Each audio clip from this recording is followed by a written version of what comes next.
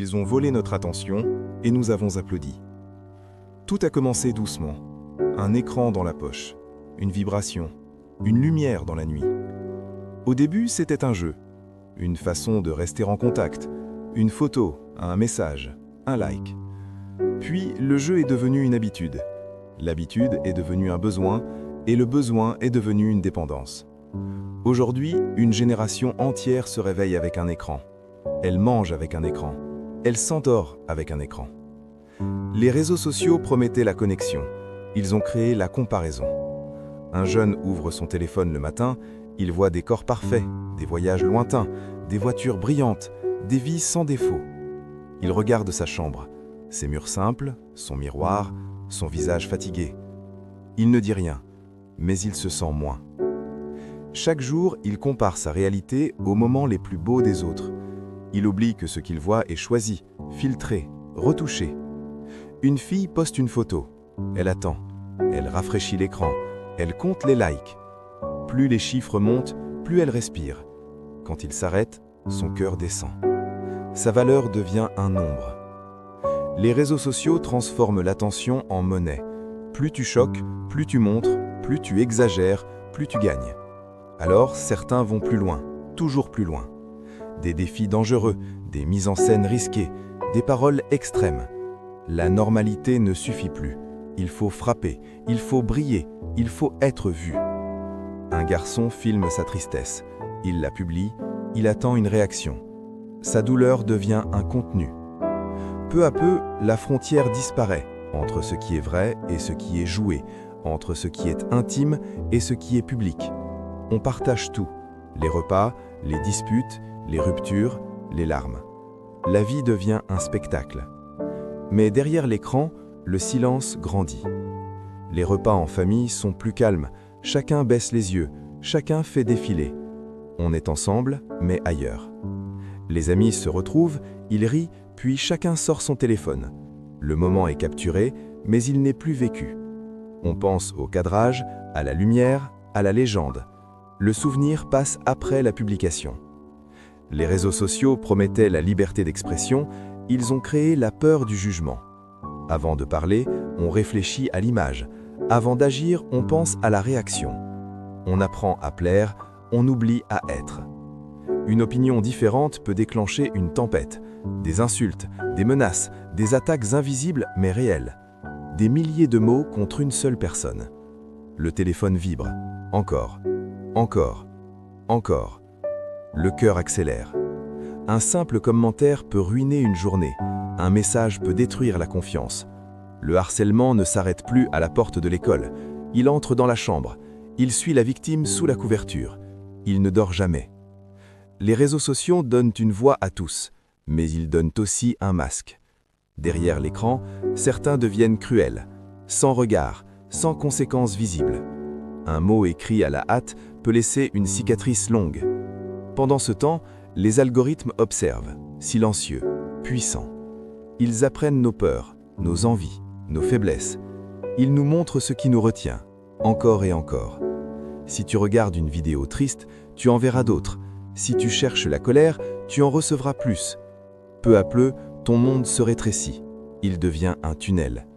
On croit choisir, mais souvent on est guidé.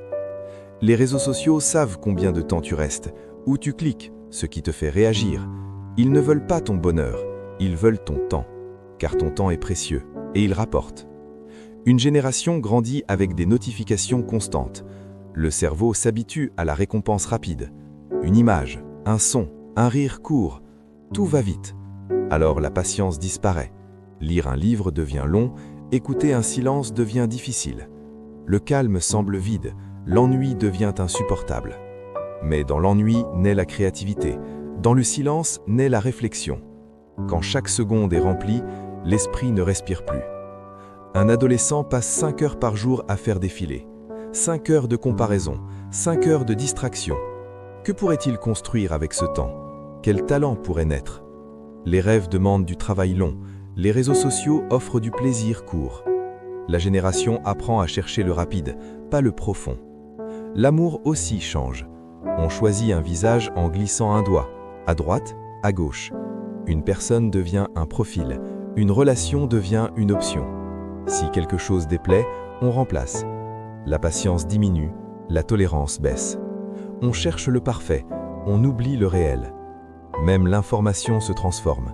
Les nouvelles voyagent en quelques secondes, vraies ou fausses. Une rumeur peut toucher des millions de personnes avant d'être vérifiée. La colère se partage plus vite que la vérité. Les réseaux sociaux amplifient tout, le beau, le laid, le bon, le mauvais. Ils sont un miroir géant, mais un miroir déformant. Une génération apprend à vivre sous regard constant. Chaque geste peut être filmé, chaque erreur peut être partagée. Avant, une faute disparaissait avec le temps. Aujourd'hui, elle peut rester en ligne pour toujours. La peur de l'erreur grandit, la spontanéité diminue. On devient prudent, calculé, surveillé. Mais au milieu de cette ombre, il y a aussi une lumière étrange. Jamais dans l'histoire, il n'a été aussi facile de parler au monde, de créer, de partager une idée. Un jeune dans une petite ville peut toucher des milliers de personnes. C'est puissant, c'est presque magique. Mais cette magie a un prix. Plus on donne son attention, plus on s'éloigne de soi. Un enfant de 10 ans veut devenir influenceur, pas médecin, pas artiste, influenceur. Pourquoi ? Parce qu'il voit la gloire rapide, l'argent visible, les chiffres élevés. Il voit la surface, pas le coulisses. Il ne voit pas la pression, la peur de disparaître, l'angoisse des statistiques. Car dans ce monde, si tu n'es plus vu, tu n'existes plus. Chaque jour sans publication semble dangereux. La génération apprend à exister en ligne, mais oublie parfois d'exister en dehors. Les promenades sont plus rares, les discussions profondes aussi. On parle en messages courts, en images, en symboles. Les phrases longues fatiguent, la réflexion lente ennuie. Le cerveau change, il s'adapte au rythme rapide. Mais l'âme, elle, a besoin de lenteur. Regarde un coucher de soleil sans téléphone. Les premières secondes sont belles, puis la main cherche l'écran. Pourquoi ? Pour capturer, pour partager, pour prouver que tu étais là. Mais si personne ne voit, le moment a-t-il moins de valeur ?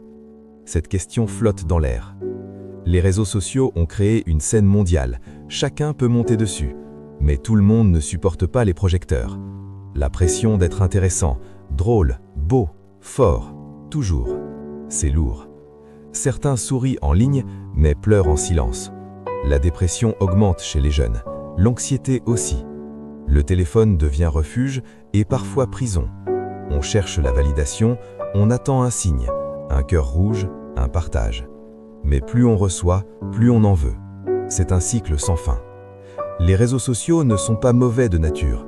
Ils sont des outils, mais un outil puissant peut construire ou détruire. Tout dépend de l'usage, mais aussi du contrôle. Et le contrôle n'est pas toujours dans nos mains. Les grandes plateformes savent comment capter l'attention. Couleurs vives, notifications rouges, défilements sans fin. Tu ne vois pas la fin, alors tu continues. Une vidéo en amène une autre. Encore, encore. Le temps disparaît. Il est minuit. Tu devais dormir à 22 heures. Tu es épuisé, moins concentré, moins patient. Ce cycle se répète. Une génération manque de sommeil, mais ne sait pas pourquoi. Les réseaux sociaux ont aussi changé la manière de rêver. On veut devenir viral, pas compétent. On veut être célèbre, pas utile. La célébrité devient un but en soi. Mais la célébrité sans base est fragile. Un scandale peut tout briser. Alors la peur accompagne le succès. Et si demain les chiffres tombent? Et si l'algorithme change? La stabilité disparaît. Pourtant, au fond, chaque jeune cherche la même chose qu'avant. Être aimé, être compris, être vu. Les réseaux sociaux promettent cela, mais souvent ils donnent une version fragile. Un amour conditionné par un écran. Il y a quelque chose de fascinant dans ce monde numérique, un pouvoir invisible, des milliards de personnes connectées, des idées qui voyagent à la vitesse de la lumière. C'est immense, presque incroyable. Mais plus le réseau grandit, plus l'individu peut se sentir petit, perdu dans la foule. Un simple profil parmi des millions. Alors certains crient plus fort, d'autres se taisent. La génération actuelle n'est pas faible, elle est exposée à plus d'images que toute autre avant elle, à plus d'opinions, à plus de comparaisons. Le cerveau humain n'était pas prêt pour autant de stimulation. Il apprend encore. Les parents sont surpassés, les écoles hésitent. Nisson ne sait vraiment comment gérer cette révolution, car c'est une révolution silencieuse. Pas de bruit de guerre, pas de fumée, juste des écrans lumineux dans l'obscurité. Le monde réel continue, mais l'attention est ailleurs. Les réseaux sociaux peuvent inspirer, éduquer, rassembler, mais sans limite, ils peuvent aussi avaler le temps, l'énergie, la confiance. La génération grandit avec une question invisible. Qui suis-je sans mon profil? Si le compte disparaît, reste-t-il quelque chose? Cette question fait peur, car l'individu se mélange au numérique. On construit une image, on la protège, on l'améliore. Mais l'image n'est pas toujours le vrai visage. Plus l'écart grandit, plus le malaise augmente. Vivre deux vies est épuisant, une en ligne, une hors ligne. Les réseaux sociaux détruisent peut-être quelque chose de simple, la capacité d'être présent. Assis, calme, sans distraction. Regardez le ciel, écoutez le vent,